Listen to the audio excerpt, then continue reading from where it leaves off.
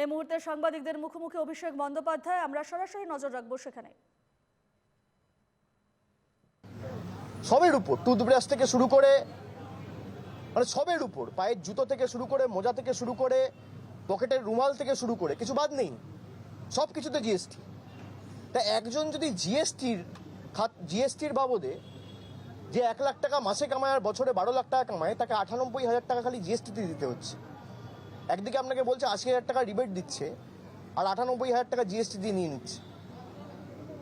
অর্থমন্ত্রী তো বলতে পারেনি। আমি তো ডেটা সোর্স আমার পরের দিন লোকসভা স্পিকারের কাছে জমা দিয়েছি। প্রশ্ন করুক না। এর উপর টোল ট্যাক্স রয়েছে, এর উপর সিকিউরিটি ট্রানজাকশন ট্যাক্স রয়েছে, এর উপর 1000 রকমের সেস রয়েছে, সারচার্জ রয়েছে, এক্সাইজ ডিউটি রয়েছে। এগুলো কে ধরবে? আর ইনফ্লেশন যে হারে বাড়ছে, বছরে 6% করে যদি ইনফ্লেশন বাড়ে, 3 বছরে 18%, এর দায় কার? তারা তথ্য পরিসংখ্যান সামনে রেখে বলুক না। বিরোধীরা দিশাহীন, কিছু না কিছু বলতে হবে। আমাকে বাজেটের প্রথম দিন আপনারা যখন প্রতিক্রিয়া নিয়েছিলেন, আমি বলেছিলাম আমি পুরো পড়বো, তারপর বলবো। আমি না জেনে না শুনে কেন বলতে যাব? আমি পড়েছি, আমি দেখেছি।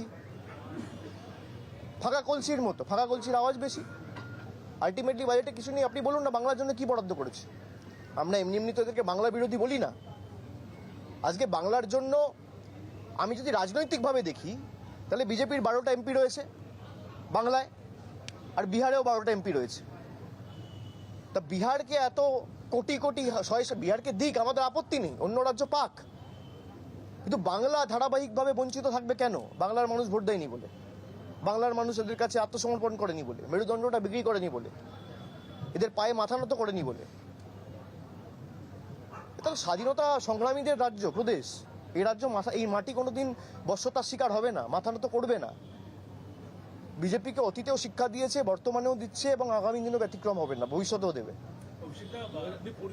একজন একটা করে করো। আমাকে তাড়াতাড়ি আরো দুটো ক্যাম্পে যেতে হবে, একজন একটা করে করো।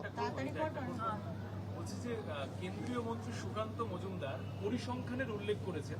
দেখা যাচ্ছে যে মাদ্রাসা শিক্ষাতে এটাতে অনেক বেশি বরাদ্দ, এবং তারা প্রচার করছেন যে তোষণের বাজেট, যেভাবে মুখ্যমন্ত্রী তোষণ করে এসেছেন সংখ্যালঘুদের, এই বাজেটেও তার রিফ্লেকশন। ওনাকে জিজ্ঞেস করুন। আপনার যেমন কর্তব্য ওনার প্রশ্ন আমার কাছে পরিবেশন করে আমায় করা, আপনার কর্তব্য আমার প্রশ্ন ওনার কাছে করা। এটাও আপনার কর্তব্য একজন সাংবাদিক হিসেবে। তাহলে ওনাকে জিজ্ঞেস করুন যে এই যে 44,000 কোটি টাকা পঞ্চায়েত দপ্তরকে বরাদ্দ করেছে, এর মধ্যে কি জাত দেখে, ধর্ম দেখে বরাদ্দ করা হয়েছে? ওনাকে প্রশ্ন করুন যে পিডব্লিউডি ডিপার্টমেন্টকে এবার শিক্ষা দপ্তরকে যে 40,000 কোটি টাকা বরাদ্দ করেছে রাজ্য সরকার, এটা কি জাত দেখে, ধর্ম দেখে করা হচ্ছে? আর মাইনরিটি ডিপার্টমেন্টের ক্ষেত্রে বিজেপি বাজেট 1575 কোটি টাকা থেকে 682 কোটি টাকা হয়েছে কেন? 56% কমেছে কেন? মাইনরিটিরা ভোট দেয় না বলে?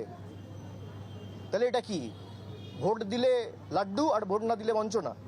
এই প্রশ্নটা করুন।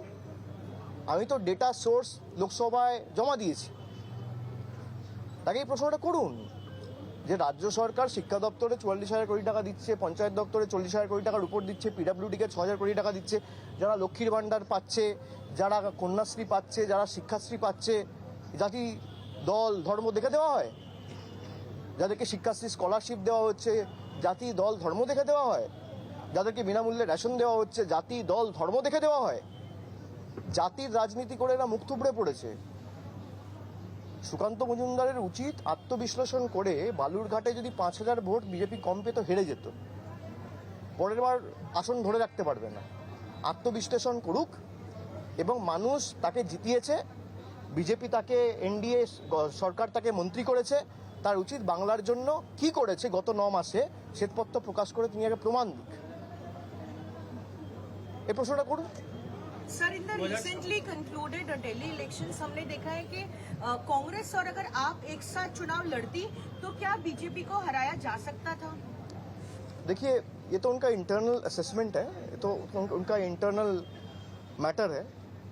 मुझे लगता है कि भाई आप चाहे अकेले लड़ो, साथ में लड़ो, पब्लिक अगर आपके साथ है। मैं आपको एक उदाहरण देता हूँ, जैसे बंगाल में we have said this categorically in the past that we continue to be a part of